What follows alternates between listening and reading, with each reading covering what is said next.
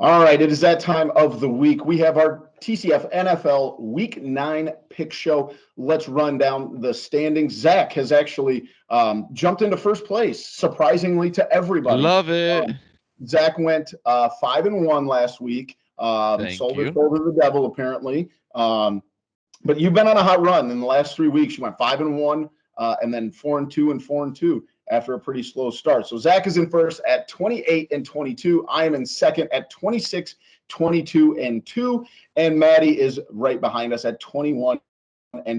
And starting in week 9, Pigoy is joining us. If you guys don't know Pigoy, make sure you check him out on Twitter. He does all of our social media, all of our graphics, all of that. Yeah, we got some pretty cool graphics out now that we're going to start doing with what we've been doing with our picks and stuff. They're really a cool way to get them out, and then you can see them instead of a video where you got to listen for the picks or whatever.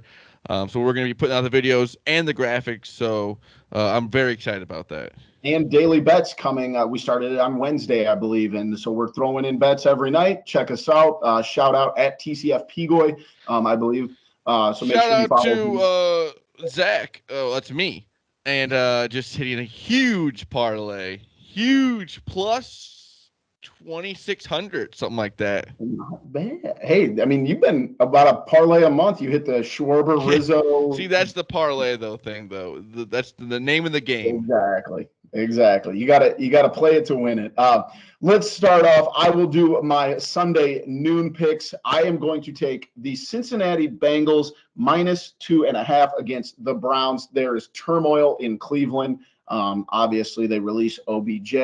And I just think Cincinnati's a better team, at the end of the day. They are,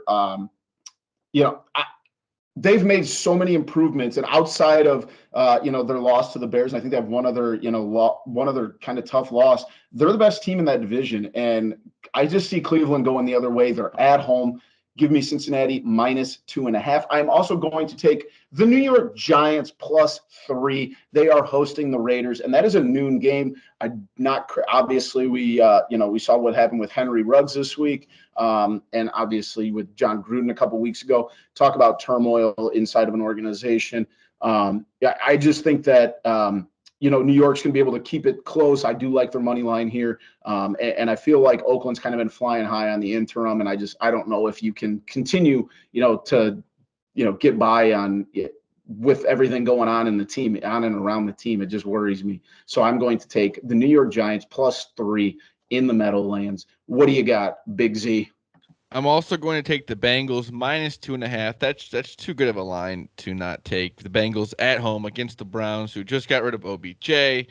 Who knows what's going on with that team? And then I'm also going to take the Patriots -4 in, was it Carolina? Is that South Carolina? It's in North Carolina. North Carolina. The Panthers.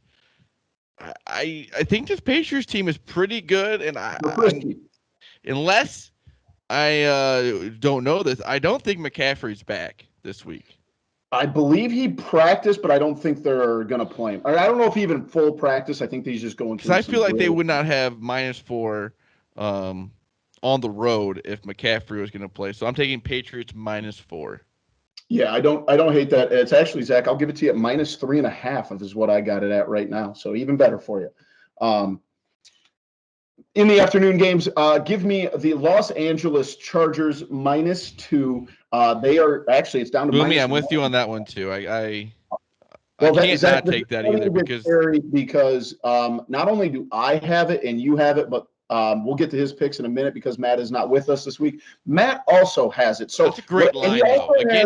Against the Eagles. I know it's in Philadelphia, but this Chargers team I think is pretty good.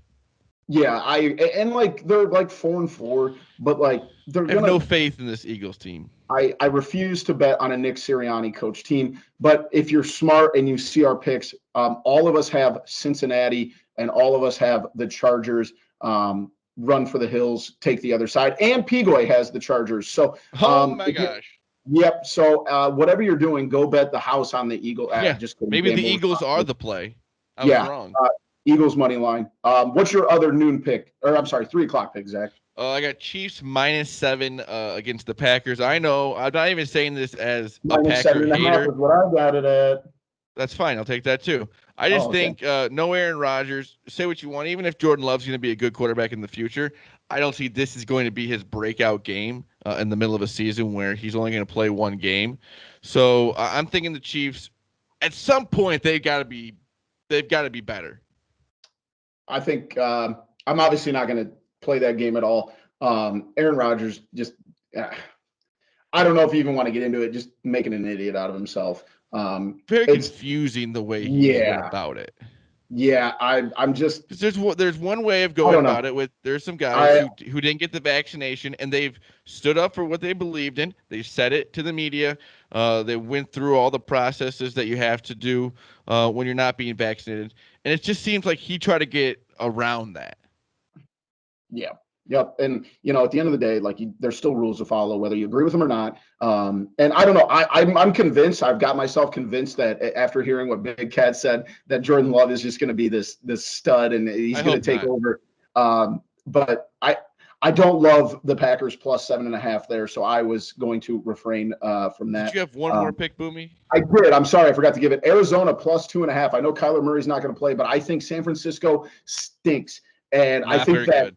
And I think Arizona has just too many weapons. I don't care who their quarterback is. I just think that them, even without Kyler Murray, that if you have those weapons and the way that San Francisco has played lately, it gives me no faith in them. It does, seem kind of trappy that it's so low without a starting quarterback, but there is nothing about the San Francisco 49ers that gives me confidence that they're going to be able to pull this one out. Let's move into the Sunday night game. We got I think this is going to be a really good game, Zach. We've got the Rams and the Titans. I am going to take the Los Angeles Rams at minus 7.5. I think I'm with you on that because there's no way the Titans, who just lost Derrick Henry for I don't know if it's the whole season or not, but it's going to be tough to bounce back in Los Angeles. I got the Rams too. Also, another one you should probably run for the hills because we all have the Rams here. We're agreeing on a lot of things this week. I don't think this Monday night game we will agree on though, Boomy. No, I'm taking the Bears plus 6.5. Easiest bet of the weekend, Pittsburgh minus 6.5. The Steelers are going to just steamroll the Bears. Not true. I mean, did you watch last week's game? Unfortunately, I did. Yeah, there's nothing about that team that gives me confidence. And don't get me wrong, Zach, they like the pressure of prime time, I've bet on the Bears multiple times, and I don't hate picking the Bears, but I can't do it right now. I don't know which team. Is it going to be the team that showed up against Cincinnati, or is it the team that showed up against the Buccaneers? And that worries me. And also I just don't know where they're at with Nagy and, the running back situation scares me. Khalil Herbert had a good game against the Packers, but, also, you worry about a rookie running back. Are the Steelers the one that's going to figure him out? And now I think if they can stick to the plan and get, Fields out on his legs, I think that he's got some chances to do some damage, but I just don't see, and I'm probably going to be wrong about this, I just don't see Chicago keeping this super close. But we'll see. Like you said, it's a primetime game. You've got to come out, you got to show up. And, at the end of the day, everybody on that field is a professional football player, and, you got to prove it. Very true. Anything else on that one there, Zach? All right, let's run down Matt. Let's run down Matt and Pigoy's picks. Matt has Cincinnati minus 2.5, Atlanta plus 6.5. They are playing the Saints, who are going to be without Jameis Winston. They're going to go, it seems like a mix of Trevor Siemian and Taysom Hill, who is back this week.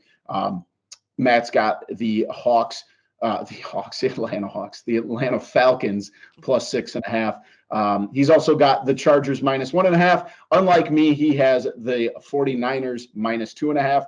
And then he is on the same path as Zach for Sunday and Monday night. He's got the Rams minus 7.5 and the Bears plus 6.5. Who's jumping in this week? Like I said, make sure you follow Pigoy. Send him a nice thank you note for everything that he does for our social media pages. He is a whiz at that. He's got Minnesota. He is a Vikings fan, so take that lightly. He's got them plus 6. I think they're going to get trounced I love Baltimore here off of a bye week.